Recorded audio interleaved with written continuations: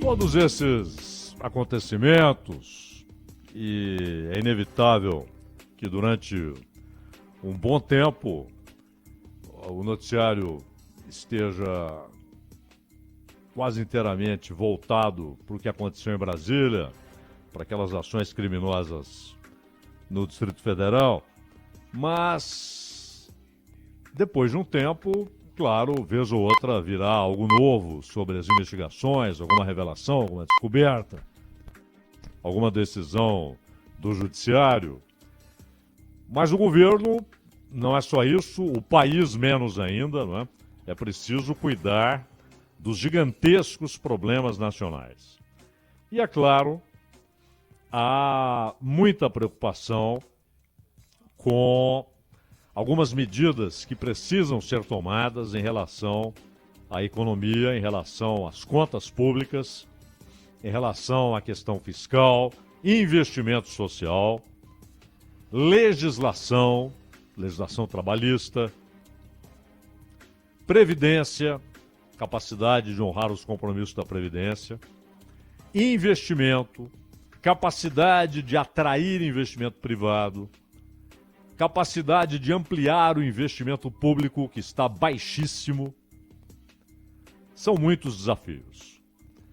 E, por enquanto, o Haddad promete, para esta semana ainda, o anúncio do que deve ser feito imediatamente, o que deve ser feito daqui a alguns meses, ainda este ano, e aquilo que se projeta para o mandato e também como base de ação governamental econômica, aquilo que chamam de política econômica, que obviamente mantém distância de algo ainda maior, que é a economia política, ou seja, a ideia que é o norte para a política econômica, que é a condução que um governo tem, que um governo faz da economia. Já foram citadas em entrevistas algumas questões, como reavaliação das receitas e despesas federais para 2023. Medidas para ampliar a arrecadação e cortar gastos e reavaliação de desonerações tributárias implementadas pelo governo Bolsonaro. Antes, vale lembrar, também implementadas pelo governo da Dilma Rousseff. E aqui há algumas questões-chave. As primeiras palavras do Haddad a respeito não são empolgantes. O Haddad simplesmente chegou repetindo aquilo que é feito desde 1989, quando já havia as primeiras consequências da promulgação da Constituição no ano anterior, em 88. E basicamente o que o Estado brasileiro fez nesses mais de 30 anos, e não só a União, o Estado brasileiro, inclusive com seus entes estaduais, municipais, foi aumentar carga. É só comparar. Basta comparar o tamanho da participação dos impostos naquilo que o país produz, naquilo que o país consome. Hoje, a carga tributária, o nível de tributação, o percentual da riqueza produzida que vai para o Estado, com todos os seus entes aí envolvidos, é muito maior do que era. Porque a Constituição também estabeleceu novas obrigações para o poder público, obrigações sociais, na área da saúde, na área da educação, e deu ao Estado novas atribuições. Houve distorções iniciais que foram corrigidas com emendas, inclusive na distribuição das responsabilidades, por exemplo, pela educação. Num primeiro momento, as prefeituras ficaram só com o filé. Elas ficavam com boa parte da grana e com poucas atribuições.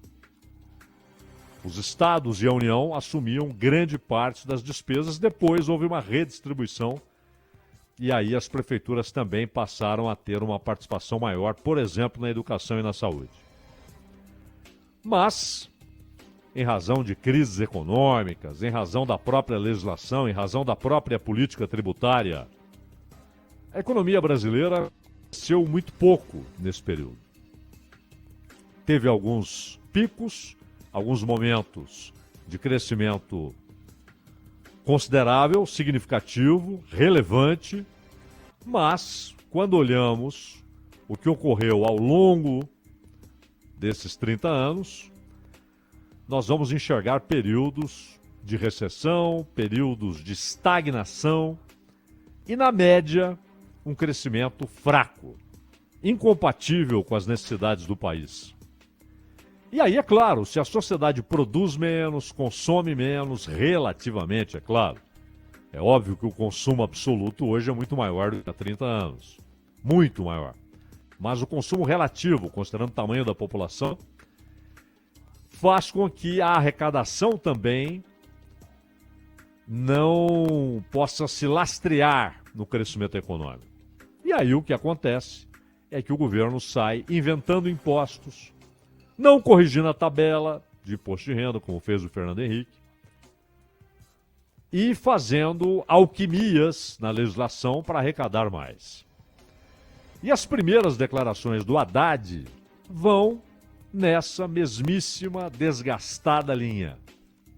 Aumentar a arrecadação, reduzir despesas. A redução de despesas, ela tem sido uma promessa que não conseguem cumprir. É antiga, vem de longe, está em todos os discursos eleitorais, mas não se realiza. Você tem reduções pontuais, algumas até significativas, né? Mas, por outro lado, até por inércia, há um crescimento do gasto com a máquina pública. Para que ela funcione em todos os seus elementos, componentes, engrenagens, ela tem, até por inércia, um custo cada vez mais alto. E temos agora uma legislação burra que produz, inclusive, mais do que o risco, né? A quase garantia de que a administração pública ficará inviabilizada. Conseguirá pagar contas primárias, essenciais, com o teto de gastos. É preciso, sim, rever o texto do teto de gastos. Ou reformá-lo significativamente, mudando, inclusive, o seu mote, a sua essência, o seu ponto de partida, as suas premissas. Não é só uma maquiagem, não. É preciso mudar substancialmente o cerne dessa parte da Constituição tem que ser alterado. Ou então, com uma outra proposta de emenda à Constituição, substituir o teto de gastos, porque está na Constituição. Não é?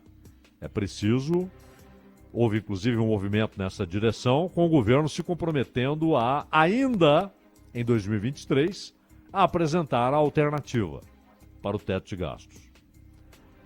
Mas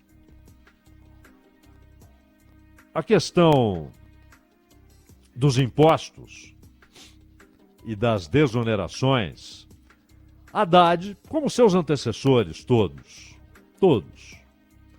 parece não enxergar que há um erro conceitual no que está acontecendo. Onerar empresas, você onera. Aí depois, quando por alguns períodos decidem desonerá-las, pelo menos parte das empresas, alguns setores econômicos que têm impacto grande, por exemplo, na geração de empregos, que empregam muita gente e que pagam muitos impostos. Quando há a decisão de uma desoneração específica, por exemplo, em cima da folha de pagamentos, isso é tratado como uma benesse, um presentinho, uma concessão uma circunstância econômica, como foi o caso da circunstância econômica provocada pela pandemia. Não é isso. E o Haddad parece não enxergar que não é isso. Como Paulo Guedes não enxergava. Tratavam como algo pontual, uma desoneração, um favorzinho. É preciso desonerar como um movimento permanente, definitivo, não casual, circunstancial, temporal. Um exemplo, a folha de pagamentos. Será que o Haddad acredita, e parece que sim, que tributar, taxar, folha de pagamento é normal, é saudável, é economicamente saudável, é socialmente saudável, produz mais ou menos empregos, provoca mais ou menos movimentos de demissão, facilita ou dificulta o aumento do salário médio e, portanto, da renda média nacional. Baixíssima. Não enxerga isso? Não percebe, inclusive, que esse dinheiro não evapora? Esse dinheiro, se mais empregos são gerados, se há um ambiente propício para aumento de salários, isso vai produzir consumo e esse consumo vai aumentar a arrecadação dos municípios, dos estados e da União, porque também aumentará a produção, não é só a tributação direta em cima do consumo, mas na produção daquilo que é e será consumido. A expectativa de crescimento de consumo leva a aumento da produção. É um movimento anterior que se antecipa para atender ao consumo que acredita se virá. A ideia continua a mesma. Percorreu o governo Fernando Henrique, o governo Lula. Houve aquela desoneração do governo Dilma. E pelo fato de ter sido uma desoneração, em alguns aspectos, não no geral, mas em alguns aspectos desordenada, isso levou muitos a atacarem o conceito da desoneração. E com Paulo Guedes, antes com Meirelles, com Paulo Guedes, e agora, pelas primeiras palavras do Haddad no cargo, significa que eles continuam enxergando que tirar a canga do setor produtivo é algo temporário, é para dar uma folga, é para o setor respirar um pouquinho, pastar um pouquinho, tomar um pouquinho de água, para depois voltar a carregar o Estado nas costas. Não percebem que quando se fala de produção, de economia real, a política tributária é decisiva. Ela pode se tornar um impedimento, mas pode se tornar também um incentivo à produção. E produção significa emprego. E quanto mais emprego, mais há um movimento em direção à elevação média dos salários. E no geral, considerando o industrial, o comerciante, o operário, o comerciário, o produtor rural, o vaqueiro, o sujeito que tem uma venda na esquina, a renda média crescerá com esse movimento. A política tributária é decisiva. E desde o governo Sarney o papo é o mesmo. Prioridade, reforma tributária. Fizeram algumas. Inócuas. Estão preparando mais uma. Que desburocratiza um pouco, mas não muda o conceito errado, insano, da nossa política tributária. Há também a preocupação com a renegociação de dívidas de pessoas físicas e também de pequenas empresas. Pessoas físicas na fase inicial, pequenas empresas na segunda fase. E o Gabriel Galípolo,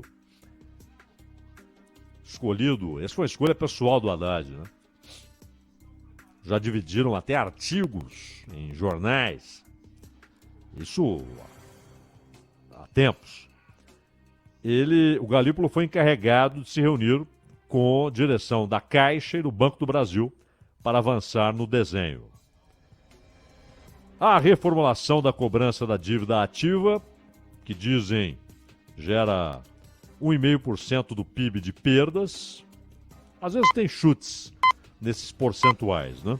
Mas é coisa alta, é coisa alta. Mas o mais importante é o seguinte, sexta-feira teve uma reunião. Primeira reunião do Lula com todos os ministros, certo? E ali houve algo muito importante, porque na primeira semana, antes dessa reunião com o Lula, muitos ministros saíram dando declarações, uma certa ânsia, inclusive, de mostrar o que pensam, e também uma tentativa, em alguns casos até caricata, de agradar a certos grupos. Né? E saíram falando, algumas bobagens foram ditas, tiveram de ser corrigidas, né? Aquela lá do Lupe a respeito da Previdência. E a nova ministra da Saúde, que falou em seguir apenas a ciência, mas encantou-se com a possibilidade ali de insinuar a ideia de um apoio público maior à prática do aborto. E aí é sempre bom lembrar que essa não é uma questão de ciência, não é nem uma questão meramente filosófica, é muito mais que isso, é metafísica. Né? Até porque a ciência solitária não consegue determinar quando começa a vida. E como isso mexe, inclusive, com o imaginário nacional, a reação das pessoas. O Lula sabe disso. Tanto que na campanha, quando ele falou em política pública a respeito de aborto, ele teve que, pouco tempo depois, e aí ele passou a campanha dizendo que ele, pessoalmente, é contra. Porque ele sabe o custo eleitoral disso, porque há uma reação social. Há uma reação social. Há uma reação, e ela não é meramente cultural. É de concepção. É de conceito. É de visão. E não há uma visão científica, como pretende, ou pareceu pretender, a nova ministra da Saúde. De resto, ela tem, e é isso que o Lula fez questão de dizer na reunião com os ministros. O que ele espera? Ele quer o SUS funcionando para valer. O que ele está dizendo é o seguinte, escuta, não dá mais para o sujeito chegar lá com dores atrozes e não haver uma maca. E às vezes ele tem de rolar no chão, lidando com a dor, até que tenha um atendimento. E muitas vezes o atendimento é meramente um paliativo para a dor e uma consulta que deve ser marcada. E o Lula, inclusive, cita nessa reunião com os ministros. Para quando? 9 meses depois? 1 ano depois? Gente morre por não ser atendida. É isso que o Ministério da Saúde tem. O SUS, essa ideia brilhante, exemplar, precisa de recurso, mas também de boa gestão. Não é só dinheiro. Boa gestão. E, ao mesmo tempo, encarar o que significa a Agência Nacional de Saúde Suplementar, porque como não dá para o SUS suportar tanta demanda num país pobre, um país que é riquíssimo, mas cuja população é empurrada para a pobreza e que precisa do atendimento público. Não havendo capacidade de atender essa demanda gigantesca, você tem o paliativo do plano de saúde. Se o plano de saúde se torna inviável, se ele trata a pontapés clientes individuais, só quer clientes coletivos, empresariais, corporativos, o que faz essa Agência Nacional de Saúde? E essa independência, ela significa o quê? Não tem de responder a ninguém. E basicamente, no discurso, ele falou, ó, uma parte de vocês está aqui por acordo político. Está aqui por acordo político. Uma outra parte está aqui por escolha minha, outra parte por escolha do partido. É muito bom que haja pensamentos diversos, mas governo, e é bom que ele tenha em sua Constituição pensamentos diversos e até antagônicos, e cabe ao fim ao presidente, mais do que ao chefe da Casa Civil, ao fim ao presidente que cabe arbitrar esses antagonismos, decidir qual das ideias será considerada, qual sugestão prevalecerá, qual caminho será seguido. Mas é ótimo que lá dentro haja divergências. Porém, disse o Lula para os ministros, como governo, é preciso funcionar com um pensamento só. Não cada um atirando para um lado, puxando para um lado, senão você não vai a lugar nenhum. E aí, a Simone Tebet, por exemplo, precisa entender, porque ela tomou posse e ela tratou basicamente de assuntos que são do Haddad. Ela falou de reforma tributária. Ela falou de questões que são da alçada do Ministério da Fazenda. O Ministério do Planejamento, ele tem de ser transversal. Ele é fundamental até para que haja essa convergência. A viabilização daquilo que os ministérios aprovam, a viabilização econômica, financeira, mas aí há o Ministério da Gestão, que é como aplicar, já não é para Tebet. O mais importante, o nome já diz, planejamento. O Lula até, lá no seu primeiro mandato, ele citava o Geisel, porque no governo Geisel havia a ideia de que tudo deveria seguir um planejamento, e havia um ministério para tal. E o Lula até citava isso. É preciso que você tenha metas estabelecidas. E não cada um correndo para um lado e disputando dinheiro. Um ministério disputando dinheiro com o outro. O importante é que metas sejam alcançadas. Mas qual é a meta? E de novo me lembrei do Mano Brown, né? Vocês precisam enxergar o que está acontecendo nas regiões pobres, nas periferias das gigantescas cidades brasileiras, nos rincões, nos sertões, na Caatinga, na população ribeirinha. Parem de achar que agradar aos grupinhos barulhentos é a meta. Há uma pobreza, há uma crise social acumulada, crescente, de consequências terríveis a ser enfrentada. E aí, o Rui Costa, inclusive, lembrou o seguinte.